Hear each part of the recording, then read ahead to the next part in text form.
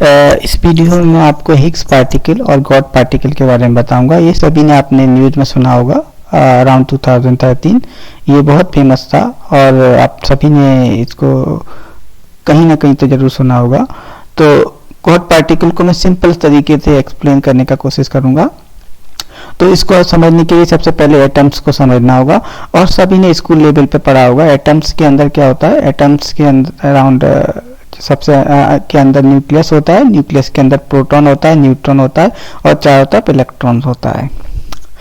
तो nucleus atoms का size होता है बेसिकली 1 एंगस्ट्रॉम, जो कि 10⁻⁻10 मीटर होता है। और न्यूक्लियस का साइज होता है 10⁻⁻15 मीटर, यानी कि 1 फर्मी मीटर होता है। और इलेक्ट्रॉन का साइज जो होता है, जो न्यूक्लियस का साइज होता है, उससे भी on an approximately 1000 times smaller होता है, यानी कि 10⁻18, यानी कि 10⁻15 से ये 10⁻18 on an average 1000 times smaller होता है। तो हमने स्कूल लेवल पे पढ़ा था simplest picture of atom. Atoms के अंदर nucleus and then the around चारों तरफ इलेक्ट्रॉन घूमते हैं। और प्रोटॉन्स और न्यूक्लियस जो है, प्रोटॉन्स और न्यूट्रॉन्स जो होते हैं वो न्यूक्लियस के अंदर होते हैं और इलेक्ट्रॉन्स अराउंड द ऑर्बिट होते हैं। तो जो भी चीज आपको दुनिया में दिख रही है वो सब कुछ एटम्स से मिलके बना है।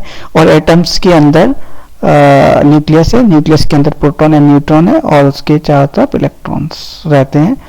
तो कोई भी चीज जो भी तुम देख रहे हो, जैसे कार्बन एटम्स है, हाइड्रोजन एटम्स है या ऑक्सीजन से मिलकर बन, जैसे ह्यूमन बॉडी है, ह्यूमन बॉडी में क्या है? वाटर है। वाटर अगेन क्या है? हाइड्रोजन, ऑक्सीजन है और कार्बन है।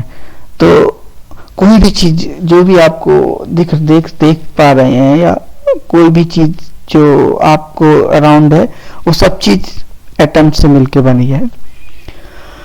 नाउ ओवर द टाइम्स लोग, पहले तो हम इसको फंडामेंटल पार्टिकल कंसीडर करते थे, प्रोटॉन और न्यूट्रॉन एंड इलेक्ट्रॉन।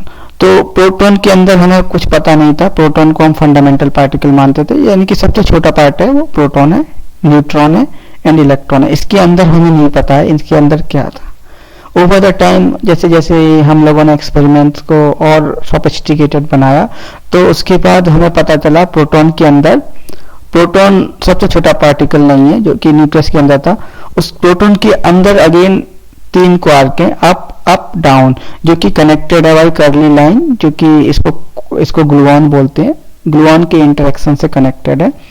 तो ऐसे न्यूट्रॉन के अंदर 3 क्वार्क हैं, अप डाउन डाउन, जो कि कर्ली लाइन, जो कि जिसको हम ग्लूऑन्स बोलते हैं, उससे कनेक्टेड है, इंटरेक्ट करते हैं बेसिकली ग्लूऑन्स के थ्रू।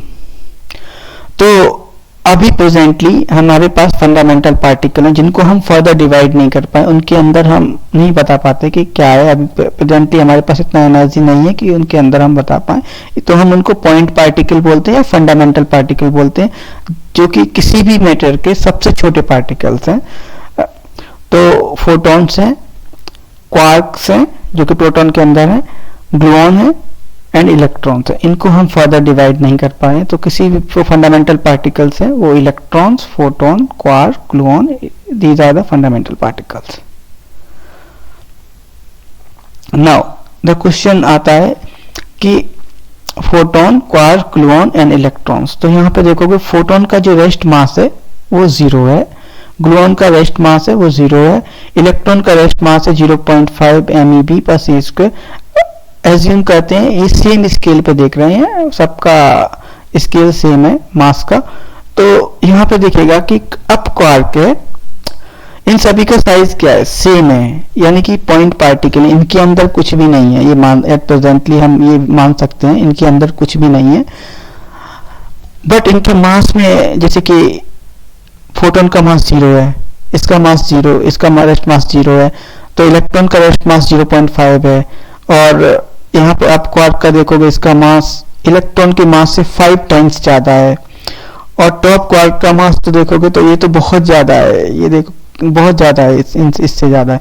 तो साइज सभी का सेम है, तो इनके मास में डिफरेंस क्यों है? सबसे बड़ा क्वेश्चन ये, मास में डिफरेंस तो नहीं होना चाहिए क्योंकि इसके अंदर तो कुछ है नहीं है प्रेजेंटली हमें जो पता है। सबसे बड़ा हम आर्ग्यू कर सकते हैं, यहाँ पर लॉजिक दे सकते हैं कि इसके अंदर कुछ होगा जिसकी वजह से, पर इसके अंदर सेम साइज पे ऐसा कुछ हो सकता है जिसकी वजह से इतना मास में डिफरेंस हो, ये तो बहुत ज़्यादा डिफरेंस है। जैसे यहाँ पे इसके कंपैरिजन में ये बहुत ज़्यादा मास है। इसको इफ यू डिवाइड की इसका फैक्टर देखोगे कि बहुत ज़्यादा मास है कंपैरिजन में, और मास जीरो भी है कहीं कहीं, तो इसके अंदर तो कुछ है नहीं। तो इस चीज़ को एक्सप्लेन करने के लिए पीटर हिग्स ने थ्योरी दिया था। एक थ्योरेटिकल फिजिसिस्ट थे, ब्रिटिश थ्योरेटिकल फिजिसिस्ट थे, जिन्होंने 1964 में थ्योरी दिया था जिसको बोलते हैं हिग्स मैकेनिज्म। तो एक बात तो यहाँ पे क्लियर है कि इसके अंदर तो हम कुछ अभी बोल नहीं सकते, बिकॉज इसके अंदर हम इसको पॉइंट पार्टिकल मानते हैं, इसके अंदर कुछ भी नहीं है। तो हम क्या कह सकते हैं, बाहर कुछ हो सकता है, बाहर की वजह से कुछ ये जो मास में डिफरेंस आ रहा है वो अंदर तो कुछ नहीं है, बिकॉज भी एट प्रेजेंटली हमें इसको पॉइंट पार्टिकल मानते हैं, इसके अंदर कुछ नहीं मानते। तो सबसे बड़ा लॉजिक हम दे सकते हैं कि जो डिफरेंस आएगा वो बाहर की वजह से आएगा। बाहर जो मास में डिफरेंस आ रहा है वो बाहर की वजह से आ रहा है। बाहर किसकी वजह से आ रहा है? तो उन्होंने एक प्रपोज किया थ्योरी 1964 में, हिग्स मैकेनिज्म। तो उन्होंने बोला कि हमारे चारों तरफ एक फील्ड एग्जिस्ट करता है जो कि क्रिएट किया जाता है हिग्स और गॉड पार्टिकल की वजह से। तो जैसे कि हमारे चारों तरफ ग्रेविटेशनल फील्ड है, जो गुरुत्वाकर्षण का जो बल है वो हमको दिखता तो नहीं है ना, पर इसकी वजह से आप कोई भी चीज को ऊपर गिराओगे तो वो जमीन पे गिरेगी, कोई भी चीज हो। तो इस टाइप का एक फील्ड एग्जिस्ट करता है जिसको उन्होंने हिग्स फील्ड कहा, और तो जो कि क्रिएट किसके द्वारा किया जाता है? हिग्स और गॉड पार्टिकल। ये एक उन्होंने थ्योरी दिया, एक फील्ड एग्जिस्ट करता है। जब कोई पार्टिकल इस फील्ड से इंटरेक्ट करेगा तो इक्वल टू mc, उसके पास इंटरेक्शन एनर्जी होगा। जब इंटरेक्शन एनर्जी होगा तो mass equal to energy divide by C square.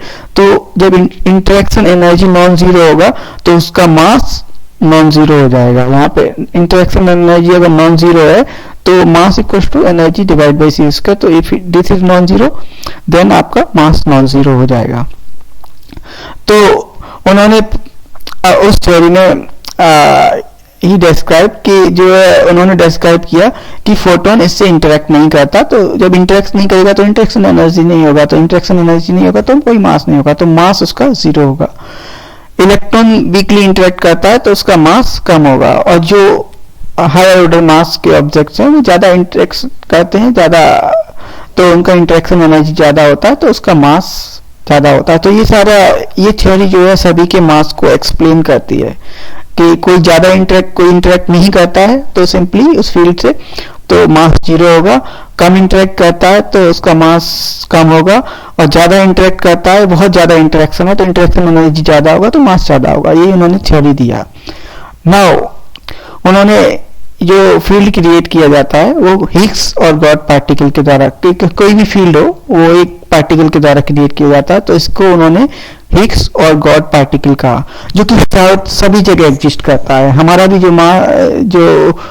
हम जो भी देख पा रहे हैं वो जहां पर भी है सभी जगह ये फील्ड एग्जिस्ट करता है।